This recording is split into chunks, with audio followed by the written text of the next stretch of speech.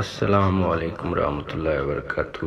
اعوذ باللہ من الشیطان الرجیم، بسم اللہ الرحمن الرحیم۔ ہم لوگ گفتگو کر رہے ہیں عطر تصوف پر لکھی ہوئی رسالہ اکمال شیم کے بارے میں، اور تیسرے باب تک ہم لوگ پہنچ گئے ہیں۔ آج ہم لوگ ڈسکس کریں گے اس تیسرے باب کے اس حصے کی،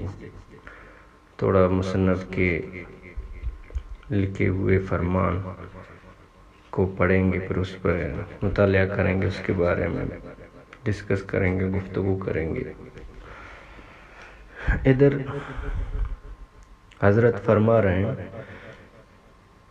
کہ حضرت دو عالم صلی اللہ علیہ وآلہ وسلم کے قول کو دیکھ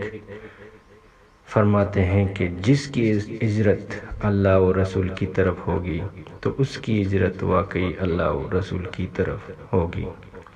اور جس کی ہجرت متاع دنیا حاصل کرنے کے لیے ہوگی تو اس کی ہجرت واقعی اسی طرف ہوگی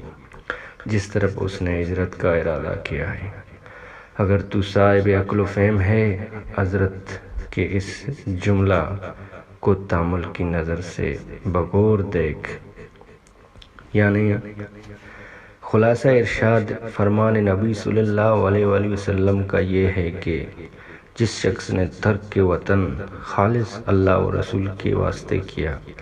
اور کوئی دوسری شے اس کا مقصود نہیں ہے، تو یہ اس کی ہجرت و عمل معتبر ہے، اور جس نے دنیا کا مال یا کسی عورت کے لیے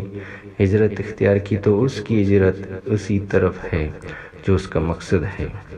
آخرت کا کوئی حصہ اس کو نہ ملے گا۔ ایسے ہی سالک کا مقصود اگر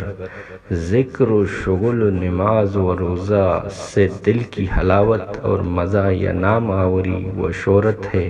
تو بس یہی اس کا منتہا ہے، خدا تعالیٰ کا قرب اس کو نصیب نہ ہوگا۔ اور اگر سارے مزوں اور ثواب وغیرہ سب چھوڑ چھاڑ کر اللہ تعالیٰ کی رضا کا اللہ تعالیٰ کی رضا اس کا مطمع نظر ہے تو اس کو اس کا یہ مقصود حاصل ہوگا۔ ادھر مصنف صاحب فرما رہے ہیں کہ یعنی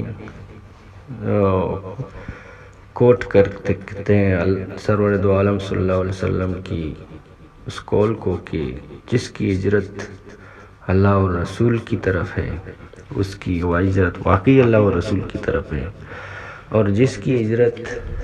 متاع دنیا یعنی دنیا حاصل کرنے کے لیے ہے، کوئی اور چیز حاصل کرنے کے لیے ہے، تو اس کی ہجرت واقعی اسی کی طرف ہوگی۔ یعنی ایک شخص نماز پڑھ رہا ہے، روزہ بھی رکھ رہا ہے، تبلیغ بھی کر رہا ہے دین کی، اور کتابیں بھی لکھ رہا ہے، شرح بھی کر رہا ہے کلام پاک کا، دن رات تسبیحات میں ذکر و شغل میں مبتلا ہے، لیکن ان سب کاموں کے کرنے کے پیچھے ذہن کے کسی کونے میں اس کی یہ بات چھپی ہے کہ میں یہ کر رہا ہوں، لوگ بھی مجھے، دل کے کسی کونے میں یہ بات ذہن میں چھپا کے بیٹھا ہے کہ لوگ بھی اس کی وجہ سے میری عزت کریں، اور اگر کوئی اس کو تھوڑا سا کسی اور ترچھی نظر سے دیکھے گا تو اس کے ذہن میں اگر اس قسم کا کوئی خیال آیا کہ میں مطلب اتنا ذکر و فکر و شغل اور نماز دیندار بندہ ہوں، اور اس بندے نے مجھے ساتھ اس انداز میں بات کی، تھوڑا بھی میری عزت نہیں کی، اگر اس کے ذہن کے کسی کونے میں اس قسم کا کوئی خیال چھپا ہوا ہے یا اس قسم کا کوئی خیال آ گیا تو اس کا مطلب یہ ہے کہ اس کی ہجرت یا اس کی تگدو، اس کی محنت وہ رضا الہی کی طرف نہیں ہے، وہ کسی اور چیز میں مشغول ہو گیا ہے، کوئی اور منزل ذہن میں رکھ کے بیٹھا ہوا ہے۔ اور اگر ان سب چیزوں کو چھوڑ چھاڑ کے اگر اس کی منزل مقصود صرف رضا الہی ہے، دوسروں کی ملامت پہ، دوسروں کی باتوں پہ، دوسروں کے رویوں سے، دوسروں کی اونچ نیچ حرکتوں سے اس کو کوئی بھی فرق نہیں پڑتا، اور صرف اس کا رضا صرف اللہ کی رضا کے لیے ہے کہ رب راضی ہو، خالق راضی ہو، اس سے جو بھی عمل کرتا ہے نیت میں اس کی بات یہ ہے، جدھر بھی جاتا ہے جس قسم کے رویوں سے اس کا پالا پڑتا ہے، لیکن وہ ان کا خاطر میں نہیں لاتا ہے، کیونکہ اس کا اصل مقصد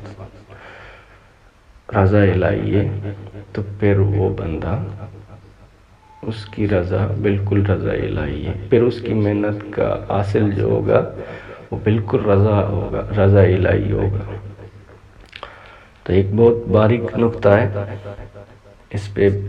بہت باریکی سے سوچنا چاہیے۔ پل صراط والا جو معاملہ ہے تو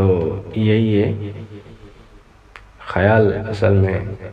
بہت میٹر کرتا ہے ان معاملات میں، خیال کا خیال رکھنا بہت ضروری ہے ان معاملات میں۔ اگر ذہن کے کسی کونے میں تھوڑا سا بھی اونچ نیچ آ گیا تو اس کا مطلب آپ کی جو ڈائریکشن ہے وہ سیدھا نہیں، تو ڈائریکشن کو سیدھا رکھنا چاہیے، اور مقصود زندگی، منزل زندگی صرف اللہ کی رضا ہونی چاہیے۔ دعاؤں میں یاد رکھیے گا۔ Thank you. اللہ حافظ۔